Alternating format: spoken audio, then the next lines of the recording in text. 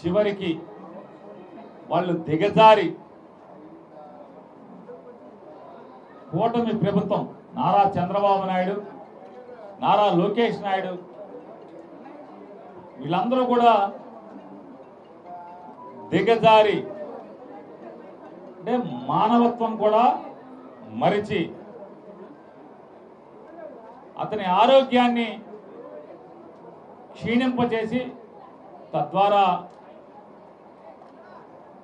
అతన్ని ఏదో రకంగా ఆరోగ్యం క్షీణించడం ద్వారా మరణించాలనేటువంటి నెపంతో అతన్ని ఏదో ఒకటి చేయాలనేటువంటి దుర్బుద్ధితో మాత్రమే ఇవాళ ఇంత తతంగం నడుపుతూ చంద్రబాబు నాయుడు గారికి జైల్లోకి వెళ్ళంగానే 1,00,000 రోగాలు వచ్చేస్తాయి, వాళ్ళు రోగాలు ఉన్నాయని చెప్తారు. వెంటనే అందరూ సానుభూతి చూపించాలి.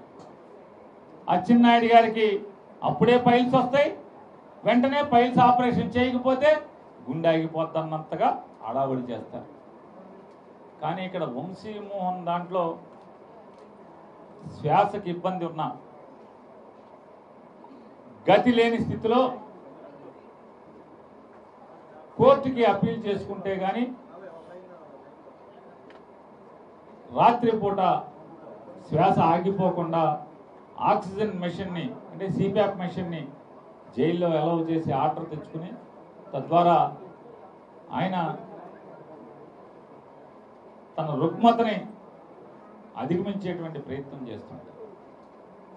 ఓ జైల్లో కోర్టు రక్షించింది కాబట్టి వంశీని మనం నాశనం చేయలేకపోతున్నాం.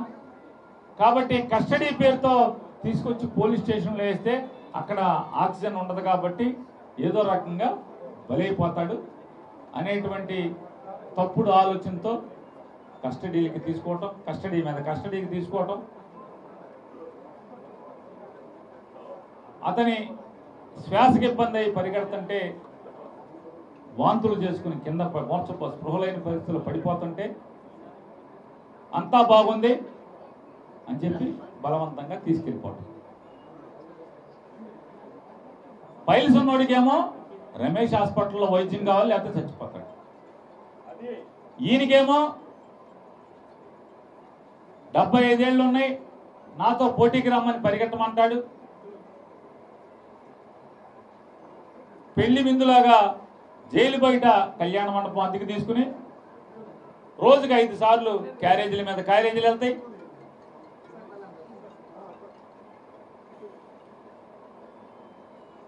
రోగాలు ముదిరిపోయినాయని చెప్పని ఆయన బయటకు వచ్చేయాలి, రాజకీయాలు చేసుకోవాలి.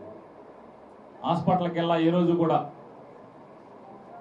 నారా చంద్రబాబు నాయుడు గారు ఆరోగ్యం నాశనమైంది అనేటువంటి కారణాలు చూపించి బెయిల్ మీద వచ్చిన తర్వాత ఒక్క అరగంట కూడా హాస్పిటల్కి వెళ్ళలేదు.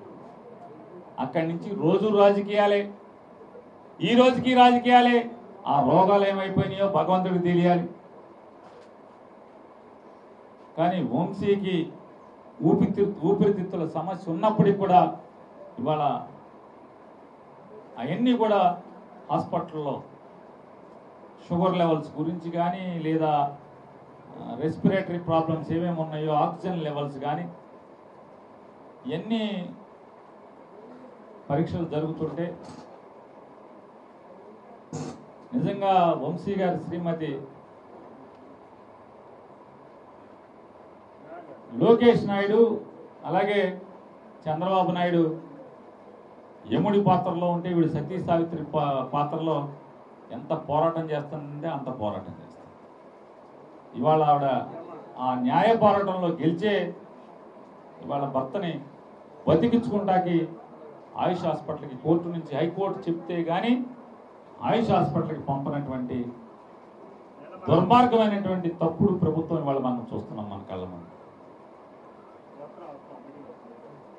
వంశీని ఇంకెన్నాళ్ళు పెట్టుకుంటారు?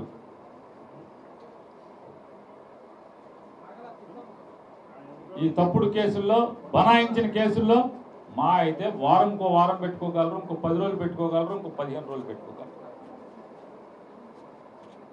వంశీ ఖచ్చితంగా బయటికి వచ్చి తీరతాడు.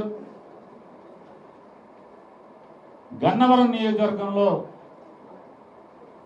ఇదే ఆఫీసు నుంచి రోజు ప్రతి గ్రామం కూడా తిరుగుతాడు, ప్రజలకు అండగా నిలబడతాడు. మళ్ళీ ప్రజల పక్షాన ఈ దిక్కుమాలిన ప్రభుత్వానికి వ్యతిరేకంగా ఖచ్చితంగా పోరాటం చేసి ఇక్కడ గెలిచి తీరతాడనేది కూడా మీ ద్వారా తెలుగుదేశం పార్టీ వారందరికీ కూడా హెచ్చరిక తెలియజేస్తాను.